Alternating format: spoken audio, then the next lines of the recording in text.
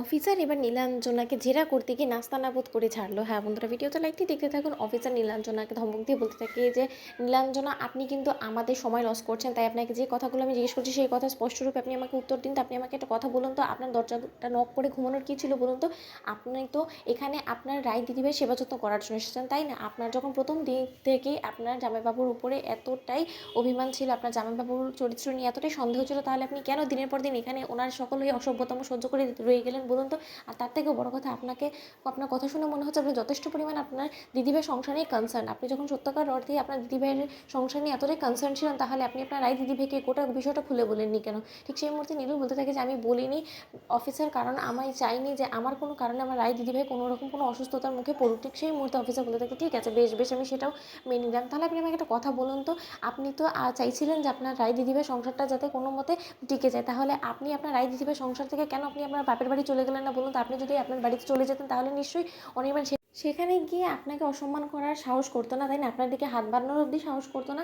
আমার তো কেন জানি না মনে হচ্ছে যে আপনি আমাদের সকলকে বোকা বানানোর চেষ্টা করছেন। আপনি মিথ্যাচার করে মিস্টার অনির্বাণ সেনের উপরে প্রতিশোধ নেওয়ার জন্য কোনো এক কারণে, হয়তো এমনটাও হতে পারে যে ওনার গোটা সম্পত্তি আত্মসাৎ করে নেওয়ার কারণে আপনি ওনার বিরুদ্ধে মিথ্যা অভিযোগ আনছেন। এছাড়া কোনো কিছুই না।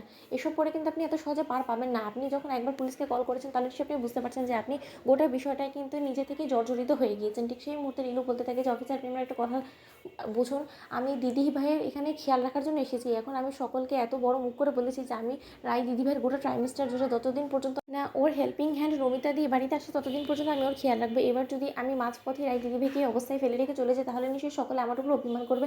আর আমি রাই দিদি ভাইকেই বা কী জবাব দেবো বলুন তো? ঠিক সেই মুহূর্তে পুলিশ অফিসার বলতে থাকে যে ঠিক আছে, আপনার সকল কথা আমি মেনে নিলাম। তাহলে আপনি আমার একটা কথা বলুন তো, সেখানে তো অনির্বাণ ছিল আপনার রাই দিদি ভাইয়ের খেয়াল রাখার জন্য, তাহলে আপনার তো দরজা লক করে ঘুমোলেও কোনো রকম কোনো প্রবলেম হতো না। কারণ যদি রাইয়ের মাঝরাতে কোনো কিছু প্রয়োজন হতো সে নিশ্চয়ই অবশ্যই অনির্বাণকে প্রথমে ডাকতো, আপনার কাছে তো আসতো না, তাই না?